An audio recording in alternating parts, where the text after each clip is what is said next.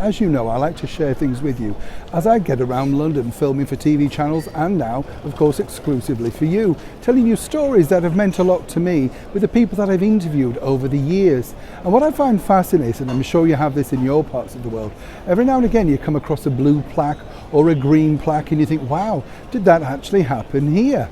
Now behind me here may look like just an ordinary fish and chip shop. That's right, they serve that very English tradition of fish and chips.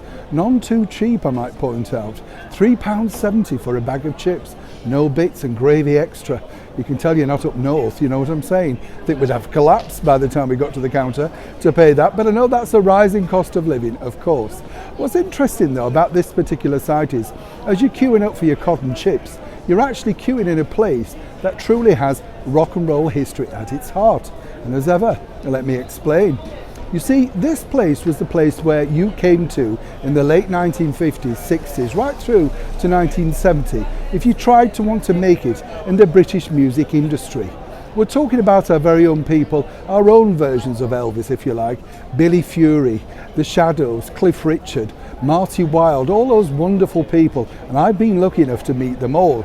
And they spoke fondly about this place themselves because literally they were young boys coming into London from all parts of the United Kingdom hoping to get discovered. And how they got discovered was here at the Two Eyes Coffee Bar in Old Compton Street. Now originally it was just a normal coffee bar, you know, burgeoning in that particular era with a massive influx from the United States. Frothy coffee that you could make last all night, meet a boy, meet a girl and sit there looking into each other's eyes while the jukebox played. But then this man had a bright idea. He had a cellar downstairs, he kitted it out with a bit of whitewash and decided that bands could play. This quickly spread and lots of people came to see these bands, making this the #1 destination for teenagers to be spotted or simply to be seen. Even the Windmill Girls round the corner loved coming round here because they could spot all the stars of tomorrow. Now what's interesting is it became part of a film, and then of course the big music managers of the day, Larry Parnes, came around and signed you up.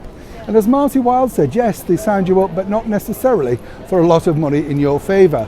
But very quickly, like the likes of Tommy Steele, they instantly became international stars and went on to have stellar careers, even to this day, for many at least.